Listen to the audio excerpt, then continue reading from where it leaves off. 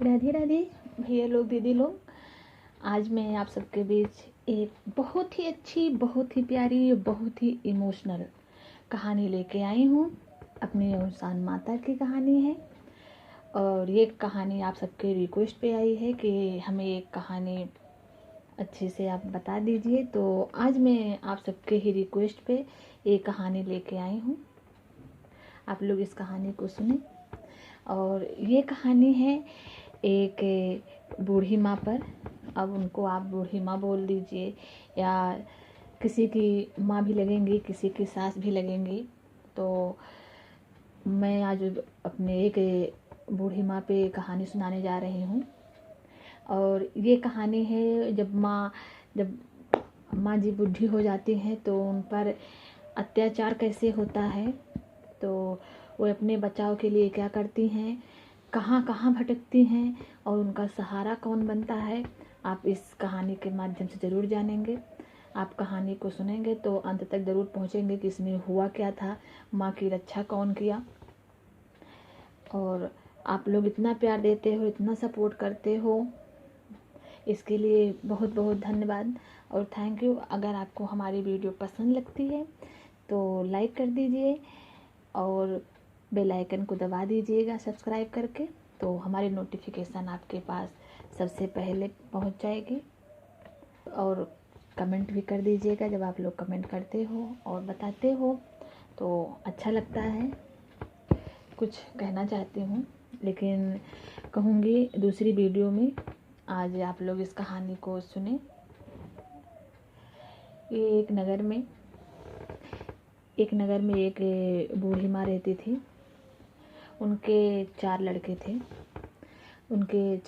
थे। तो बूढ़ी माँ अपने बच्चों को मतलब पालती थी, कैसे करके चौका बर्तन झाड़ू पोछा। तो कहा गया है कि माँ बहुत महान होती हैं।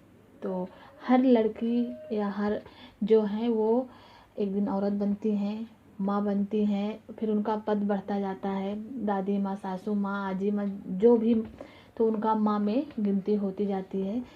तो ऐसे ही वो मतलब दादी माँ थी। तो उनके चार लड़के थे। तो वो झाड़ू पोछा चौका बर्तन उनकी स्थिति गिरी हुई थी करके अपने बच्चों का पालन पोषण कर रही थी। एक दिन उनके पति जी ख़त्म हो गए, उनके आदमी का स्वर्गवास हो गया।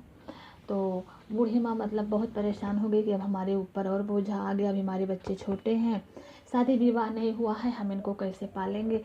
लेकिन सोचते सोचते वो अपने बच्चे को पाल दिया। एक दिन जब ऐसे धीरे धीरे इनके दादी माँ के बच्चों का शादी विवाह होने लगा। चार बहुएं आ गई। जब चार बहुएं आ गई तो अपनी सास को जो है बहुत ज़्यादा प्यार दुलार सब कुछ देने लगी, बहुत ज़्यादा। मतलब उनको जितना वो दुख मतलब वो उठाई थी अपने बच्चों से, वैसे मतलब उनके चार बहुएं जो है उनका सेवा पानी करने लगे। अब दादी माँ जो है, बूढ़ी माँ, बहुत बहुत खुश हो गई कि चलो मैंने जितना अपने बच्चों के साथ किया था उतना हमारी बहुएं आके हमारी सेवा कर दी, हमको और क्या चाहिए परमात्मा से। एक दिन ऐसे मतलब बहुत दिन सारा बीत गया। तो जब चारों भाई बैठे और चारों पत्नियां बैठी तो आपस में बात करने लगी कि अब तो हमारी अम्मा बूढ़ी होती जा रही हैं, एक बाबू तो चले ही गए और अम्मा कब तक जिएंगी, चलो इनसे अपना जो है घर का बंटवारा धन दौलत बांट लेते हैं। तो सब लोग भाई आपस में बात करने लगे। गए अपनी माँ के पास गए तो बोले, माँ जी अब आप क्या करोगी, घर का मतलब बांट दीजिए, नहीं कल की लड़ाई झगड़ा हो जाएगा तो ये सब चार लोग हंसेंगे। तो वो बोली ठीक है, आप सही कह रहे हो बेटा जी, हम बांट देंगे लेकिन थोड़ा इंतज़ार कर लीजिए। तो बोले कि ठीक है अम्मा जी। अच्छा ऐसे कई दिन बीता तो बूढ़ा अम्मा मतलब गले में जो पहने थी, पहले चांदी का चलता था तो सोने चलने लगा। मतलब जो उनके जो गले में पहने थी, नाक में पहने थी, पैरों में पहने थी, उसका बहुओं ने मिल करके उसको धीरे धीरे उसको उतरवा लिया। ठीक है, चारों बहू अपने में बांट लिया।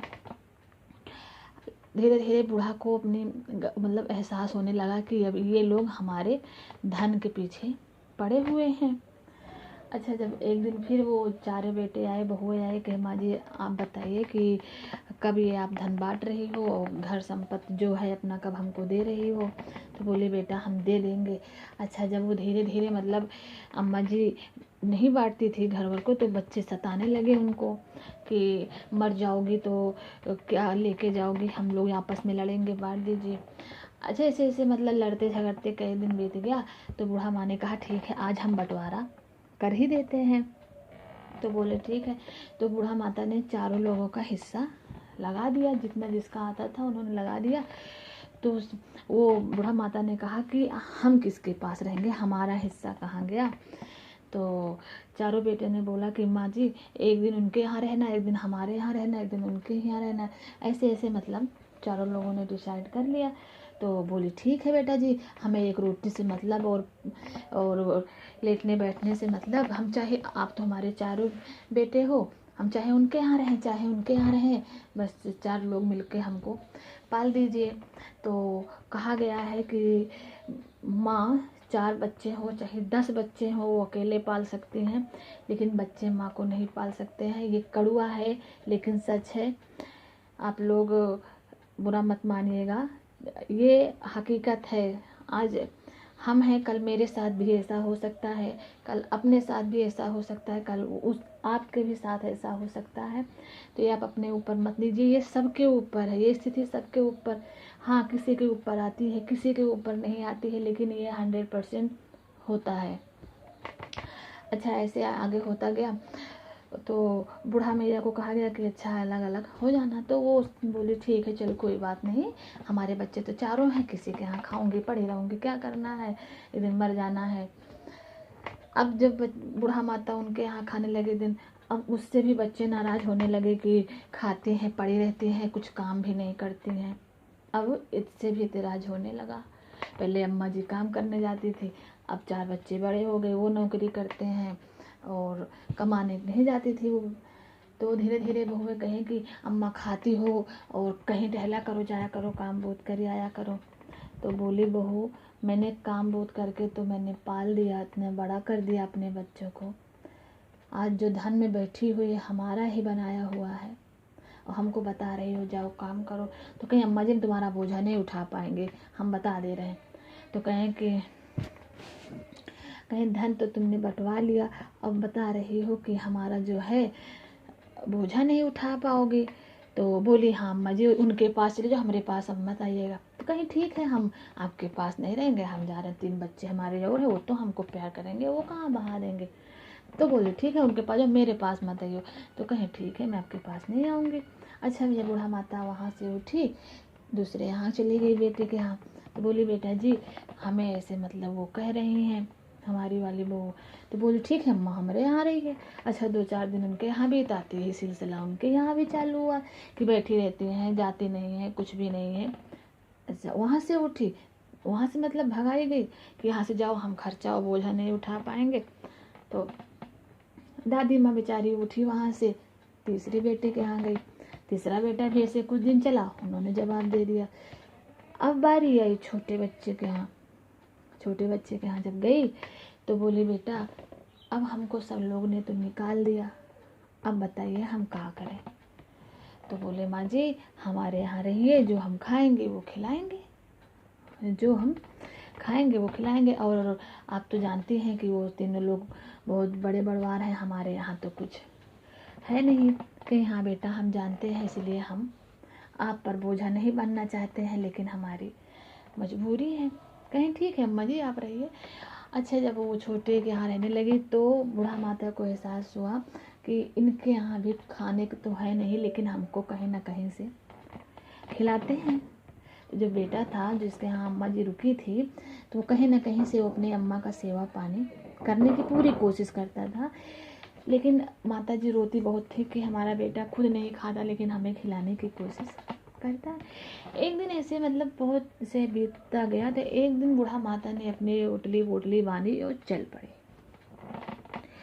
वो निकल पड़ी रोती बिलखती, मतलब अपने आप को कोसती हुई कि आज हम धन ना बांटते, आज मैं घर अपना ना बांटती ना देती तो हो सकता है, अब हो सकता था कि बांटती, तो अब तो किस्मत की बात है।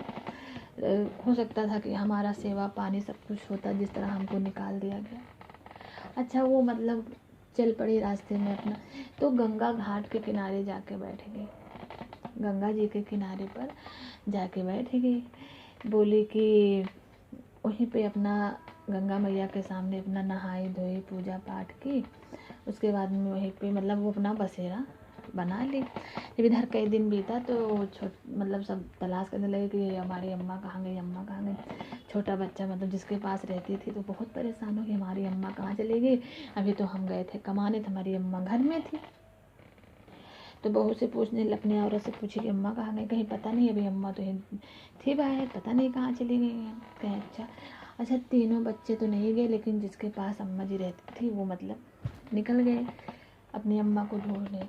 इधर बच्चा निकल गया ढूंढने और उधर अम्मा जी एक मंदिर उनको मतलब वहीं पे मिले, वहीं मंदिर में बैठ के मंदिर को साफ करती थी परमानेंट। वहीं पे पूजा पाठ और जो कोई आता था तो उनको प्रसाद है, पूड़ी है, सब्जी है, तो मंदिर में और क्या मिलता है आप लोग तो जानते ही हैं। तो बूढ़ा मैया अपना उसी से पेट भरती थी और बस माता जी की सेवा में अपना जीवन समर्पित कर दिया। एक दिन उसी मंदिर में सास सुहागिन आई और साना मैया का दूरदुरिया करने लगी। साना मैया की दूरदुरिया करने लगी तो बस बूढ़ा मैया आई, बैठ गई अपने जो दादी माँ थी बगल में जाके बैठ गई। वो भी कथा कहानी सुनने लगी साना मैया की। यहाँ पर कहानी हुई और जो कूड़ा वूड़ा बटने लगा, सब कुछ पूजा पाठ हुआ। तो कूड़ा उठा के मतलब प्रसाद सब लोग अपने कोच में रख लिए, तो थोड़ा थोड़ा प्रसाद जो है वही दादी माँ को दिया गया। तो दादी माँ ने सवाल खड़ा किया कि बहन जी हमको ये बताइए कौन मतलब ये माता जी हैं तो या संकट भी हरती हैं कि ऐसे ही इनका नाम है। तो सब लोग बोलने लगे जो थी वहाँ पे कि मैया जी ये बहुत अच्छी हैं, दिल से मानिए तो पूरा करती हैं। और दादी माँ बोली कि इसमें क्या क्या लगता है, कैसे कैसे होता है, हम तो ठहरे बूढ़ी माँ, हम तो ठहरे बूढ़ी, हमको कुछ आता जाता नहीं, लेकिन हम ये करना ज़रूर चाहते हैं। तो बोली ठीक है अम्मा जी आप करिए। तो बोले कि हम तो सुहागिन नहीं रहे, लेकिन आप लोग आइएगा जब ये होता है। तो बोली अम्मा जी ये बृहस्पतिवार के होता है। तो बोले ठीक है, जितने लोग यहाँ पे आई हो उतने लोग बृहस्पतिवार को आ जाइएगा, हम यहाँ पे अवसाना मैया की दूरदुरिया करेंगे। तो कहा ठीक है आइएगा।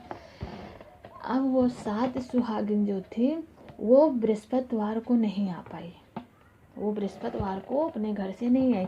वो बोले कि हम मंदिर में जाएंगे और अम्मा जी झूठे हमको बुला रखे हैं, क्योंकि उनके पास तो न लैया है, न गुड़ है, न चना है, न प्रसाद है।